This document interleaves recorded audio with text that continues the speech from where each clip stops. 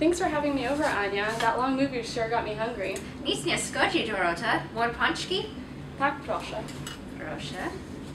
My son Krzysztof loves these. What he does not love is Andrzej Wajda's portrayal of shipyard workers in the film we just saw. It was way worse than Man of Marble. But both him and I agreed that the protests shown in the film were pointless. Well, Anya, you know my Yasush works at the shipyard, and with the stories he tells me, they have all the right to protest. I can't believe you would say that. I was so enraged by that film. The blatant criticism of the communist regime, the glorification of strikes, and Lech Wałęsa is a shipyard worker, so what is he doing acting in a film? He should go back to working on a shipyard instead of trying to advance his acting career.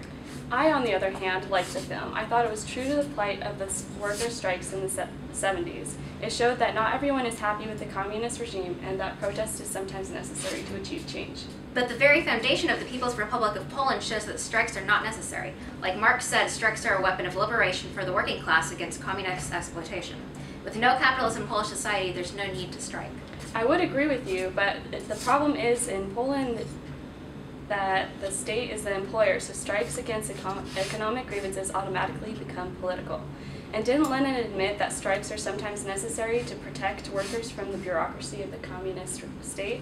But these strikes are diverting attention away from the real problems. The shipyard workers in Gdansk have jobs, they just choose not to do them.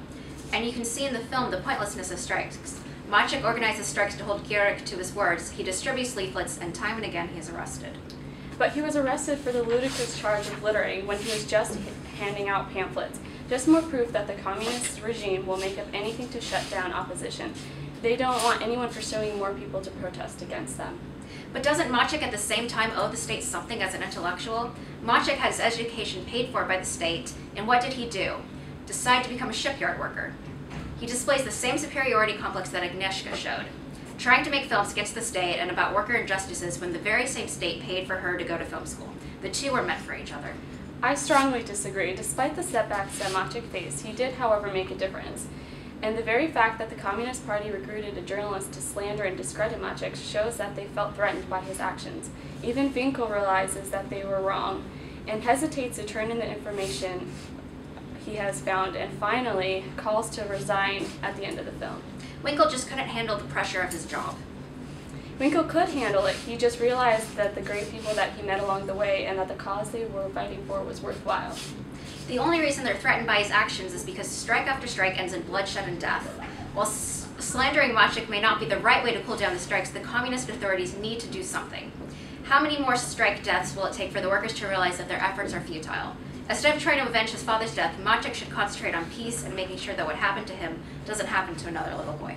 But you have to understand that despite the bloodshed, Maciek's actions did make a difference. The strikes may have been bloody, but through the persistence, solidarity won and free trade unions were allowed. It may have taken a while, but everything that's good takes time. I think the film speaks to the determination against adversity. I understand that his devotion came out of wanting to avenge his father's death, but that's not the way to do it. You don't kill innocent bystanders so that a minority's wishes are granted. But it's not a minority. When the psychiatrist talked to Maciek's friend, she told him that Maciek is not psychologically ill, but has the same illness as 30 million of his compatriots. You must understand that you are wrong, Anya. Wynocha z mojego domu.